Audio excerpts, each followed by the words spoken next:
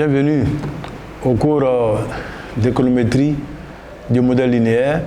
Donc aujourd'hui nous allons voir comment, après avoir estimé un modèle linéaire, l'utiliser pour faire des prévisions.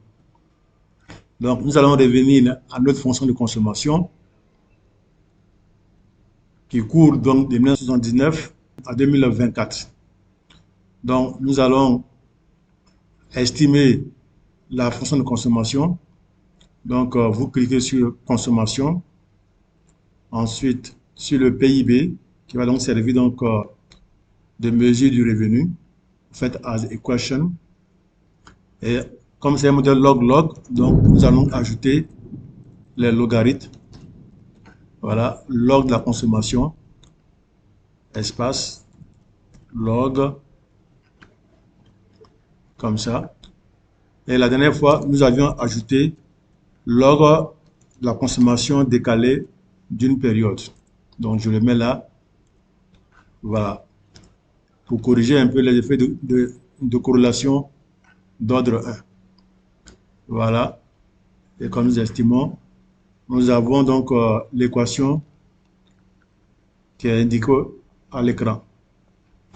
Ici, nous voyons bien que le PIB ici a un coefficient qui est significatif parce que la probabilité est inférieure à 0,05.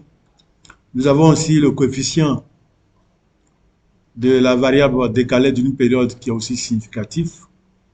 Donc, nous allons maintenant utiliser cette équation-là pour faire donc des prévisions. Mais pour cela, nous devons faire des hypothèses sur le PIB. Vous voyez, parce que le PIB ici est la variable explicative. C'est la variable explicative qui n'est pas donnée pour la période de prévision. Donc, la première des choses que vous allez faire, c'est d'étendre la période des données. Ici, les données vont de 1979 à 2024. Donc, nous allons aller jusqu'en 2030. Donc, vous cliquez deux fois sur Range et vous modifiez le end date.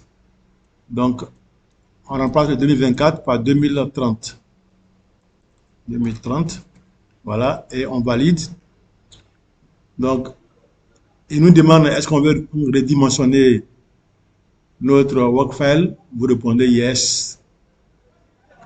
Voilà, donc vous voyez que là le range est passé à 2030. Le sample aussi passe à 2030. Donc, si nous ouvrons le PIB, nous voyons bien que il n'y a pas de moment d'observation. Donc, pour pouvoir prédire la consommation, nous allons donc donner des valeurs pour le PIB. Ce que nous allons faire, nous allons supposer que le PIB croît par exemple à 6% par an. 6% par an. Donc, on va ouvrir donc le PIB et on va dans Generate, et on a la formule PIB égale à PIB moins 1. Donc, on va saisir moins 1 et on multiplie par, donc je vais mettre 1 plus 0,06, donc ça correspond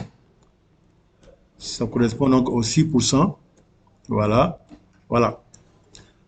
Donc vous voyez que là, j'ai appliqué ici un taux de croissance de 6% par an. Mais attention au sample. Voilà, le taux qui est appliqué là, il est appliqué à partir de 2025.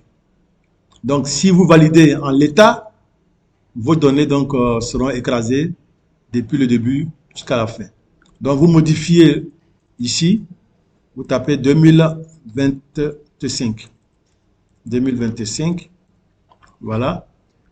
Et vous faites, vous cliquez sur OK. Voilà. Lorsqu'on valide, on verra que les valeurs du PIB de 2025 à 2030 vont être générées automatiquement. Donc, à partir de ces valeurs-là, nous allons maintenant calculer les valeurs de la consommation. Donc, nous revenons à notre modèle Voilà. Et on va dans Forecast. Donc, on clique sur l'onglet Forecast. On clique dessus.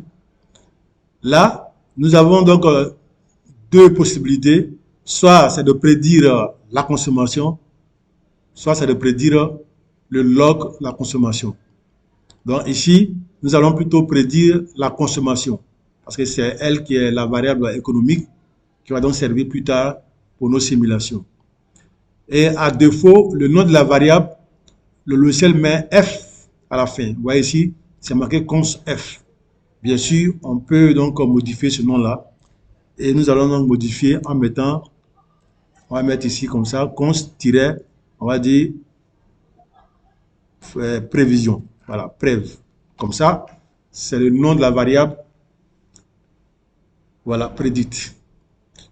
Et ici, la période, on va mettre ici comme période de prévision, c'est 2024, non, 2025 à 2030.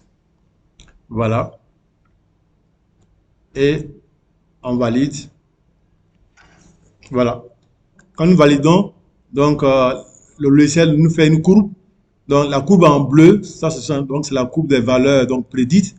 Et puis les courbes en pointillé représentent l'intervalle de confiance. Donc les séries peuvent être donc retrouvées dans la variable const prévue. Voilà. Quand on ouvre, nous avons ici les valeurs de la consommation de 2025. Voilà, qui sont là jusqu'ici. Nous pouvons représenter graphiquement les deux séries, hein, la consommation et ses valeurs prédites. Donc, on va ouvrir les deux séries à la fois, consommation et consommation prédite. Et on fait Open as Group. Et on va dans View. On fait Graph, Line Graph. Voilà, Line Graph, c'est bon. Et on valide.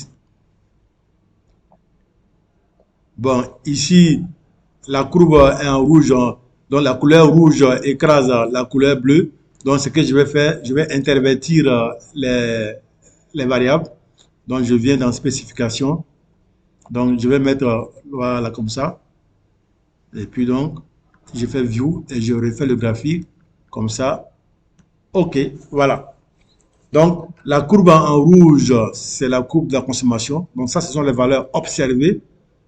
Et puis, la courbe en bleu, ce sont donc les valeurs prédites de la consommation. Voilà. Donc, merci et à bientôt.